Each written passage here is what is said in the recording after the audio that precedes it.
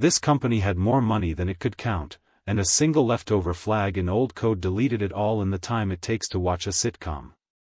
45 minutes. $440 million. Gone. Not stolen, not gambled away by some rogue trader. Just quietly erased by a piece of code everyone had forgotten even existed. This is the story of Knight Capital. And it's not a story about greed. It's a story about the code you forgot you had, and why that's one of the most dangerous things in all of software. In 2012, Knight Capital was a giant. On some days they handled more than 10% of all trading in American stocks.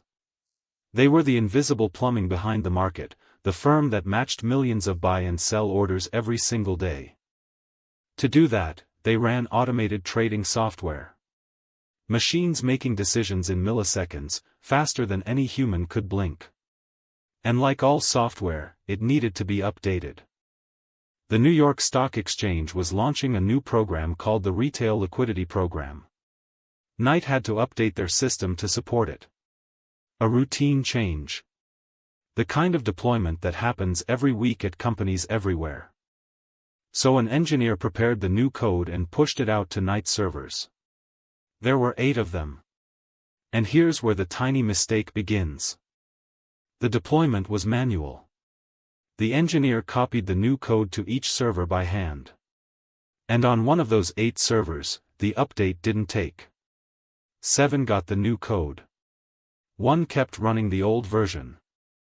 Nobody noticed. There was no automated check confirming every server matched. 1 machine out of 8 was silently living in the past. Now here's the part that turns a small slip into a catastrophe. To activate the new feature, the engineers reused an old flag in the code. A little on-off switch that had been sitting dormant for years.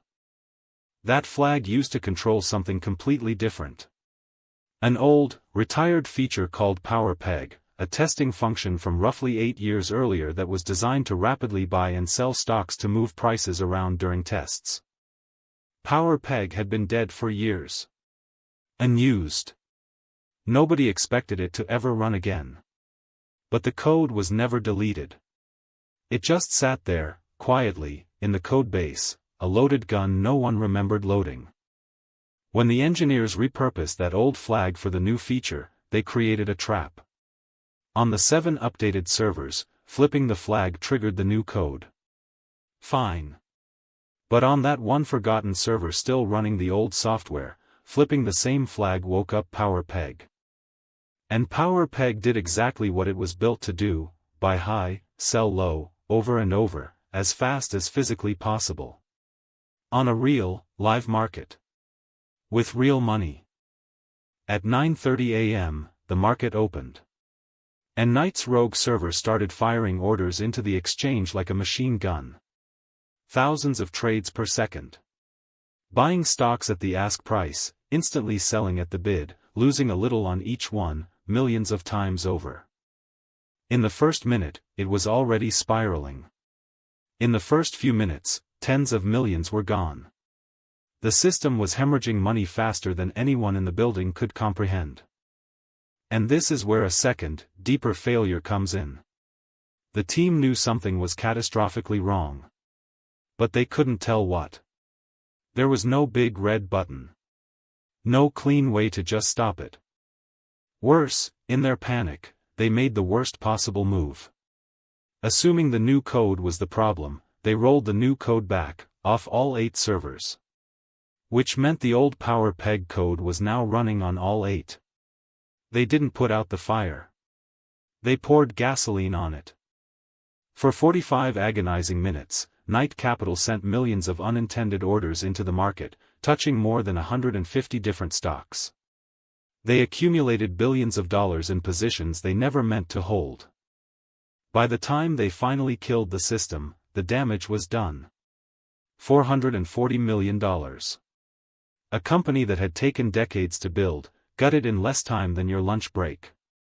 Knight never recovered. Within days they needed an emergency rescue just to survive. Within months, the firm was swallowed by a competitor and effectively ceased to exist. One dormant flag ended it all. So let's talk about the real lesson, because it's not what most people think. The villain here isn't a bad trade or a greedy executive. The villain is dead code. PowerPeg should have been deleted years earlier. Instead it lived on, invisible, harmless, right up until the moment it wasn't. Every unused function in your codebase is an assumption waiting to be proven wrong. That's the danger of code you forgot you had. It doesn't announce itself. It doesn't fail your tests. It just waits. And when something reactivates it, a reused flag, a config change, a copy-paste, it does exactly what it was built to do, in a world that has completely changed around it. There's a second lesson too: deployment is not a formality. A human copying files to 8 servers by hand, with no automated verification that they all match, that's not a process, that's a coin flip. One missed server was all it took. This is exactly why modern engineering leans so hard on automated deployment, feature flags with clear ownership, and kill switches you can hit instantly. Not because engineers are paranoid, but because Knight proved what happens when you aren't. And notice the theme running through every stage. Reusing an old flag instead of making a new one. Never deleting dead code. Manual deploys with no checks. No fast way to stop. None of these alone was fatal. Stacked together, they were. That's how nearly every major software disaster actually happens. Not one dramatic mistake, but a quiet chain of small, reasonable shortcuts, each one fine on its own, lining up on the worst possible day.